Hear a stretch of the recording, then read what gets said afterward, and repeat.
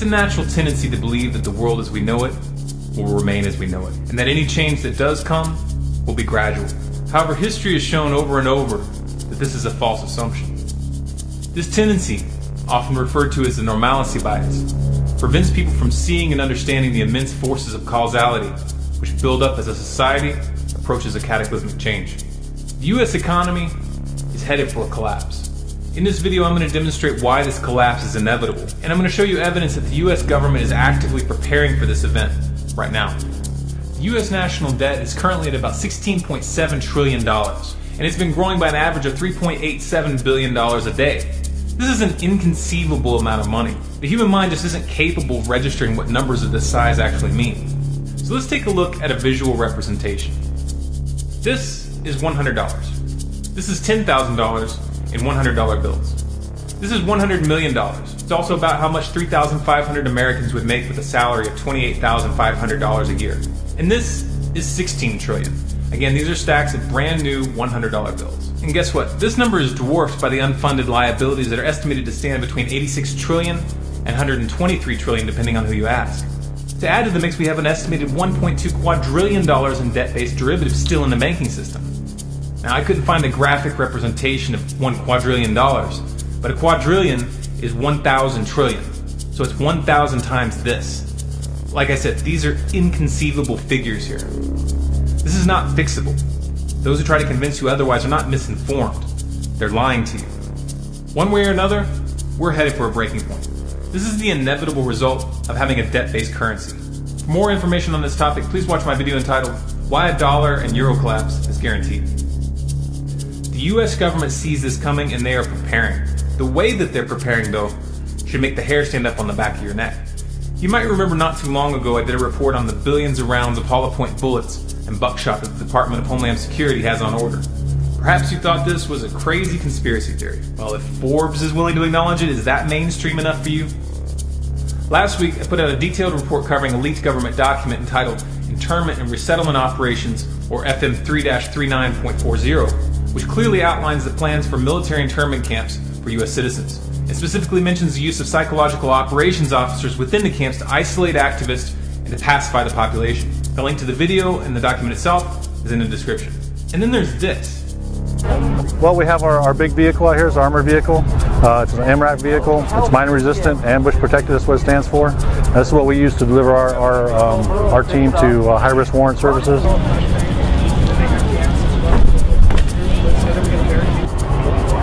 This is the only entry in the vehicle here, so all the operators, we've modified our particular vehicle to have the skids on the sides so that we can have operators on the side and just get off the vehicle from the sides. It makes for a very fast deployment. That's what we're trying to do. If there's an issue while we're out serving a warrant service or something like that, we can shelter in place with this and then go into surround and call out operations inside of here. We can generally get about 10 or 11 operators in here. Very tight, but we can do it. So we get them in there. We have a same on this side. We have a skid on this side as well. We can put four or five operators on here with a shield, and they deploy off this side. The team commander, which is myself, I'll stand in the MRAP and provide overwatch for the team while they're making entry into the house. This glass right here is multiple layers of glass. It's about, I would say, about that thick. It's got multiple layers in there, and it will stop up to a 50 caliber round. The window will. So it provides very good protection for us. We have gun ports in here, so we can actually shoot from within the vehicle.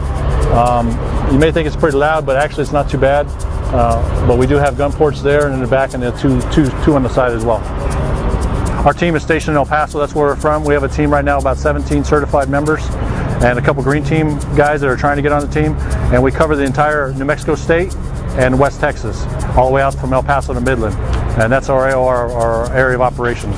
Now, we are a national team, so we can be called to go anywhere in the United States and assist other teams with whatever they have pending. It should be obvious that this isn't law enforcement. These are preparations for war. Combine all of this with the NDAA of 2012 and 2013, which give the military the right to kill or detain anyone anywhere in the world without a trial, and you've got the makings of a full-out military dictatorship. Powers that be have no intention of becoming the powers that were. Their system might be falling apart, but they aren't about to just let the people choose what comes next. Now, if you're a rational, intelligent person who's willing to look at reality, then this information is bound to be frightening. For some people, it'll be so overwhelming that they'll just push it out of their minds and do their best to avoid thinking about it. Others will understand that this is irresponsible and will want to do something. But what? Well, let's start by using the process of elimination and discard the options that clearly won't do any good. Option number 1, vote the bums out. That's not going to work, guys. The elections are rigged. The entire system is corrupt to the core. This should be obvious to you by now. You have zero chance of getting your country back through politics at this point. To pretend otherwise is just delusional. Option number 2, hold protests or fill out petitions. Come on, seriously? The criminals running the system don't care what you think. Your petitions mean nothing to them. Stop groveling at their feet. Option number 3, launch a violent revolution. Okay, as popular as this option may be with some people, the fact of the matter is the public is not psychologically or logistically prepared for this. If a small handful of civilians armed only with rifles and handguns try to take on the federal government right now, the results would be disastrous. Anyone with urban combat experience, especially veterans of Iraq or Afghanistan, can attest to this. So what does that leave us? I'm going to describe 3 steps that would change the game if the people could bring themselves together. This is not a command or recommendation, it's just my analysis of what would work. Step number 1, cut the federal government and the bankers off financially. Bleed them dry on every level, meaning stop every single payment going in their direction. If you aren't willing to go cold turkey in this regard, organizing a file for extension, day of action, for example, this April, might be a start. Make no mistake though, to really bring these crooks to their knees, you're going to have to play hardball. Step number 2, occupy and blockade the Congress. Do not let these criminals through the doors. Congress and the Senate are guilty of high treason. The most lenient penalty that they should face for the crimes that they have committed would be a life behind bars. Merely preventing them from going to work would be beyond merciful. But it would be a start. Step number 3, call for the military to break the chain of command and refuse to fight in these wars in Africa and the Middle East. Call for them to come home and protect the people from its real enemies. If soldiers want to fight for freedom, they need to disband the Congress, the executive, and the kangaroo courts that some like to call the judicial system, and bring the financial cartel, which is really running this show, to justice. Sound extreme? Yes, it's extreme, but that's what it would take.